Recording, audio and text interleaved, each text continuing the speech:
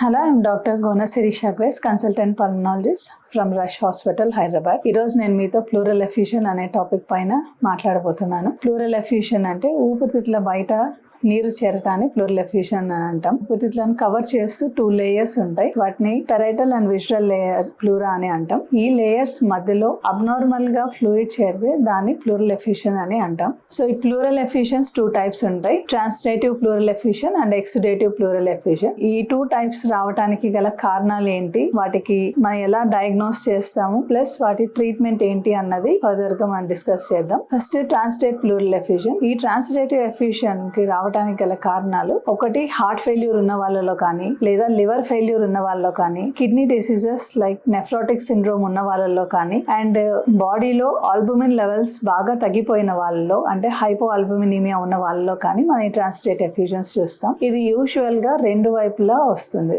Both sides of lungs లో effusion ఉంటుంది. So next second type exudative pleural effusion. ఈ exudative pleural effusion రావడానికి గల రీజన్స్ ముఖ్యంగా నిమోనియాస్ అంటే నెమ్ము ఉన్న వాళ్ళలో ఈ ఎఫ్యూషన్ ఎక్కువగా ఉంటుంది. అండ్ ఇది యూజువల్ గా ఏదో ఒక సైడ్ మాత్రమే మనం చూస్తాము. కొంతమంది పేషెంట్స్ లో బోత్ సైడ్స్ కూడా మనకు కనపడవచ్చు. దీనికి ఇంకా అదర్ రీజన్స్ ఏంటి అంటే మెయిన్ గా ట్యూబర్కులోసిస్, టీబీ ఉన్న వాళ్ళలో కూడా ఊపిరితిత్తులో నీరు చేరే అవకాశం ఉంటుంది. అండ్ కొన్ని క్యాన్సర్ పేషెంట్స్ లో కూడా ప్లూరల్ ఎఫ్యూషన్ వచ్చే ఛాన్సెస్ ఉంటాయి. ఇందాక చెప్పినట్లు ఇన్ఫెక్షన్ ఉన్న వాళ్ళలో వచ్చే ఎక్సుడేటివ్ ఎఫ్యూషన్స్ లో ఈ ఇన్ఫెక్షన్ ని ప్రాపర్ గా ట్రీట్ చేయకపోతే ఫస్ట్ నీరుగా ఉన్నది చీముగా మారుతుంది. దీన్ని మనం ఎంపైమా కానీ పయోథరాక్స్ అని కూడా అంటాం. సో ఈ ప్లూరల్ ఎఫ్యూషన్ ఉన్న వాళ్ళలో లక్షణాలు ఏంటి అన్నవి మనం ఈ ఫర్దర్ గా మనం డిస్కస్ చేద్దాం. ముఖ్యంగా ఛాతీ నొప్పి ఉంటుంది. ఏ సైడ్ అయితే ప్లూరల్ ఎఫ్యూషన్ ఉంటుందో అటువైపు ఛాతీ నొప్పి రావటం, గాలి తీసుకోవడంలో ఇబ్బంది ఉండటం, ఛాతీ టైట్ గా ఉండటం,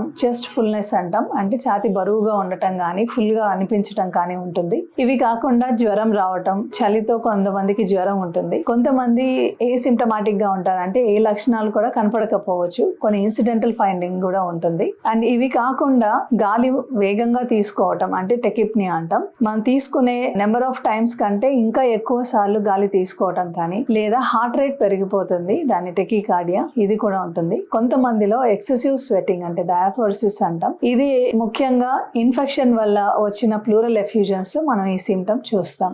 ఈ ప్లూరల్ ఎఫ్యూషన్ ఉన్న వాళ్ళలో మీరు డాక్టర్ ని కన్సల్ట్ అయినప్పుడు డాక్టర్ పేషెంట్ యొక్క ఫస్ట్ క్లినికల్ హిస్టరీ తీసుకుంటారు. దాని తర్వాత ఎగ్జామినేషన్ ఉంటుంది. ఫిజికల్ ఎగ్జామినేషన్ అయిన తర్వాత దానికి కావాల్సిన కొన్ని టెస్ట్లు, బ్లడ్ టెస్ట్లు చేస్తారు. అంటే ఇన్ఫెక్షన్ ఎంత శాతం ఉంది అన్న దానికోసం కంప్లీట్ బ్లడ్ పిక్చర్, సిఆర్పి ఇలాంటివి చేస్తారు. ఇది కాకుండా ముఖ్యంగా చెస్ట్ ఎక్స్రే కానీ, ఛాతీకి సిటీ స్కాన్ కానీ చేస్తాము. కొంతమందిలో అల్ట్రాసౌండ్ కూడా అడ్వైస్ చేస్తాము.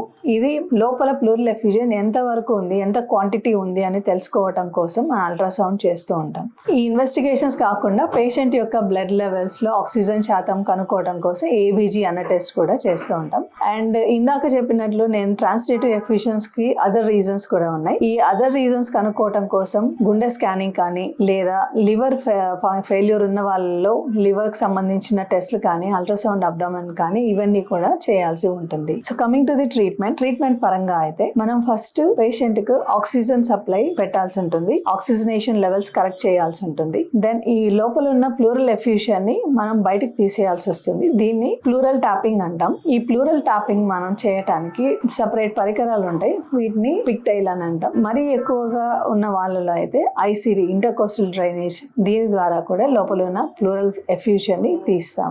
ఈ ఐసిడి అన్నది క్యాన్సర్ పేషెంట్స్ లో వచ్చే ప్లూరల్ ఎఫ్యూషన్ ని ఇవ్వడానికే కాకుండా వాళ్ళలో క్యాన్సర్ పేషెంట్స్ లో ఎఫ్యూషన్ రికరెంట్ గా వస్తుంది. సో ఈ రికరెన్స్ ఆపడం కోసము మేము టాల్క్ అన్నది దాంట్లో ఇన్ఫ్యూజ్ చేస్తాం. దీన్ని ప్లూరోడిసిస్ అని కూడా అంటారు. So both diagnostic and therapeutic 2 విధాలుగా హెల్ప్ అవుతుంది. సో ఈ మనం తీసిన ఈ ప్లూరల్ ఫ్లూయిడ్ ని అనాలిసిస్ కి పంపిస్తాము. అనాలిసిస్ లో ఏ కారణం వల్ల ఎఫ్యూషన్ వచ్చింది అన్నది మనకు తెలుస్తుంది. కొందరు పేషెంట్స్ లో ఈ ఎఫ్యూషన్ ఎందుకు వచ్చింది అన్నది మనకు ఇన్కన్క్లూసివ్ గా ఉంటుంది డయాగ్నోసిస్. అలాంటి పేషెంట్స్ లో థొరకోస్కోపీ అని చేస్తాం. ఈ థొరకోస్కోపీలో ప్లూరల్ బయాప్సీ చేస్తాము. ప్లూరల్ బయాప్సీ ద్వారా మనకు ప్రాపర్ డయాగ్నోసిస్ వస్తుంది and based on the diagnosis, based on the etiology treatment వాళ్ళకు ఉంటుంది. సో ఈ మా రష్ హాస్పిటల్లో ఆల్ ప్రొసీజర్స్ అవైలబుల్ గా ఉన్నాయి. సో ఈ కండిషన్ ఎవరికి ఉన్నా ఇమీడియట్ గా మా డాక్టర్స్ ని కన్సల్ట్ అవ్వండి. అండ్ వన్ మోర్ థింగ్, నా దగ్గరకు వచ్చిన చాలా మంది పేషెంట్స్ యొక్క